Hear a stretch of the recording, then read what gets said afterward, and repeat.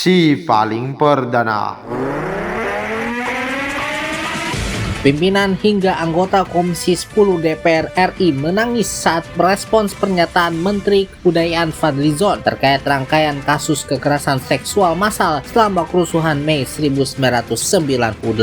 Momen itu terjadi dalam rapat kerja Komisi 10 DPR RI bersama Fadli dan jajarannya yang saat itu membahas polemik penulisan ulang sejarah RI di bawah Fadli yang tengah berlangsung saat ini. Informasi tersebut serta informasi faktual dan terkini lainnya akan hadir dalam DNP The Morning pagi.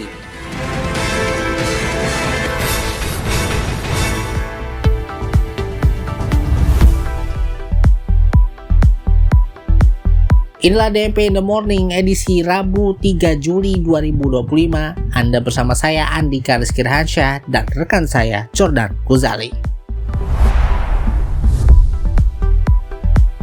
Perempuan di Tangerang tewas saat diperkosa saat sekarat oleh temannya di Facebook. KPK hormati keputusan Mahkamah Agung soal pemotongan vonis Setia Novanto. Serta dari dunia internasional, Brasil ancam Indonesia bawa kasus kematian Juliana Marins ke jalur hukum.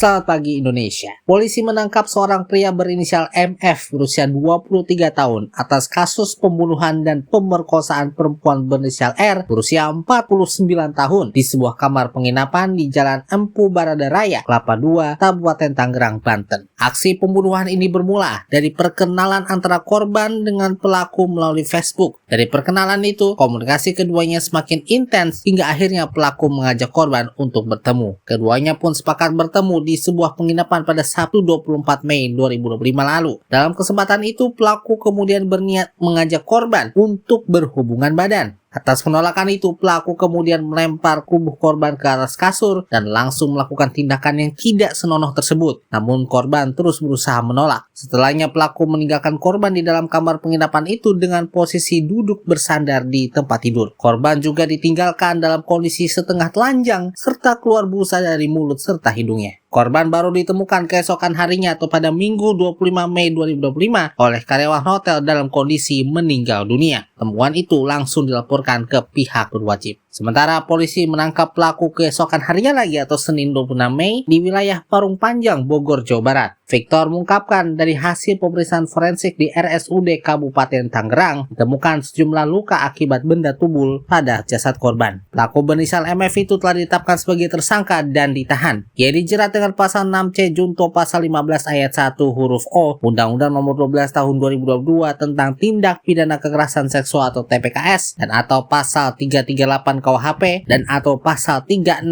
KUHP dengan ancaman maksimal penjara seumur hidup.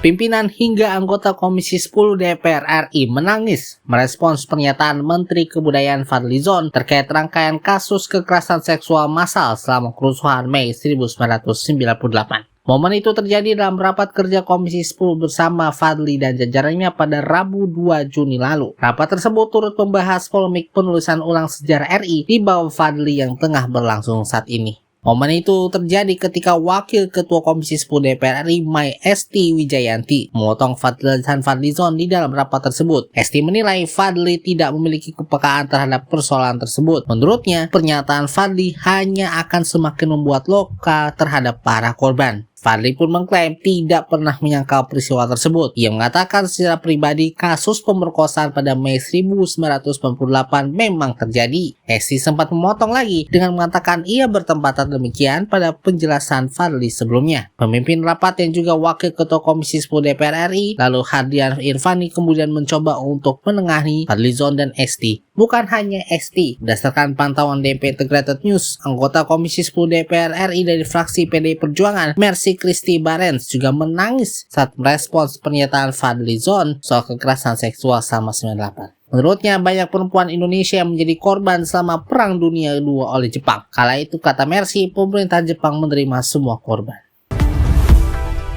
KPK telah mencegal Direktur Utama PT Alobank Indonesia Tbk Indra Utoyo terkait dugaan kasus korupsi dalam pengadaan mesin edisi di bank pemerintah pada periode tahun 2020 hingga 2024. Pencegahan ke luar negeri ini menjadikan Indra Utoyo sebagai salah satu dari 13 orang yang dicegah oleh KPK dalam kasus tersebut, yang diduga melibatkan kerugian negara mencapai 700 miliar rupiah dari nilai proyek 2,1 triliun rupiah. Sebelumnya KPK telah menggeledah 2 lokasi, yaitu kantor BRI Pusat di Jakarta dan mengumumkan dimulainya penyidikan baru terkait kasus pengadaan mesin edisi pada 26 Juni 2025.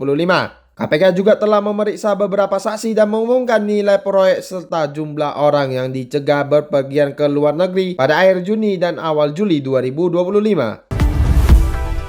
KPK menyatakan menghormati keputusan MA yang mengurangi hukuman Setia Novanto dalam kasus korupsi pengadaan IKTP. MA memotong vonis Setia Novanto menjadi 12 tahun 6 bulan penjara yang sebelumnya 15 tahun penjara setelah mengabulkan permohonan peninjauan kembali atau PK. Selain pengurangan masa hukuman, MA juga mengubah denda Setia Novanto menjadi 500 juta rupiah dengan subsidi 6 bulan kurungan penjara. MA juga memutuskan uang pengganti sebesar 7,3 juta dolar Amerika Serikat yang telah dikompensasi sebesar 5 miliar rupiah. Sehingga sisa uang pengganti yang harus dibayarkan adalah kurang lebih 49 miliar rupiah dengan subsidi 2 tahun penjara. KPK menjelaskan bahwa tidak ada upaya hukum yang dapat dilakukan sebagai bentuk keberatan terhadap putusan tersebut, sehingga KPK tetap menghormati keputusan MA. Kita beralih ke dunia internasional. Brasil berencana untuk menempuh jalur hukum jika hasil otopsi kedua dari mendiang Juliana Marins menunjukkan ada kelalaian yang menyebabkan perempuan berusia 26 tahun itu meninggal dunia. Marins sebelumnya meninggal dunia usai terjebak selama 4 hari di Gunung Rinjani, Nusa Tenggara Barat atau NTB pada 21 Juni lalu. Advokat HAM dari Kantor Federal Pembela Publik Brasil atau Federal Public Defender's Office atau DPU, Taissa Bettencourt mengatakan otoritas Brasil tengah melakukan otopsi ulang kepada Marins setelah mendapatkan permintaan dari pihak keluarga. Bettencourt mentuturkan hasil otopsi ini akan menentukan apakah otoritas Brasil akan mengajukan penyelidikan internasional atas kematian Marins atau tidak. Tapi mereka juga memutuskan apa yang akan mereka lakukan selanjutnya. Mereka juga akan mendukung keluarga berdasarkan hasil otopsi dan apapun keputusan mereka.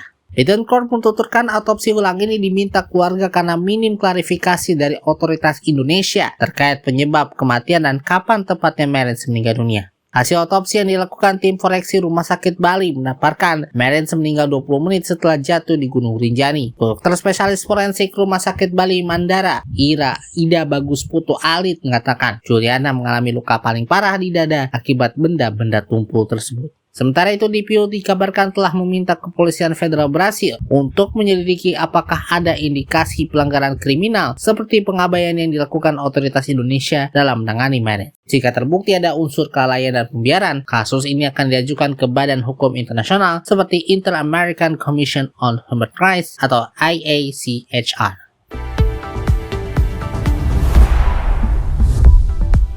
Sekian DNP in the Morning. Dapatkan informasi yang faktual dan terkini lainnya melalui situs kami di www.dnpmedianetwork.com serta seluruh sosial media DNP Integrated News, baik di Facebook, X, dan juga di Instagram. Wakili kerabat kerja yang bertugas, saya Andika Rizky Rehansyah dan rekan saya Jordan Gozali. Terima kasih atas perhatian dan kebersamaan Anda. Ini adalah DNP Integrated News. Lebih informatif, lebih terinformasi. Selamat pagi Indonesia, selamat beraktivitas.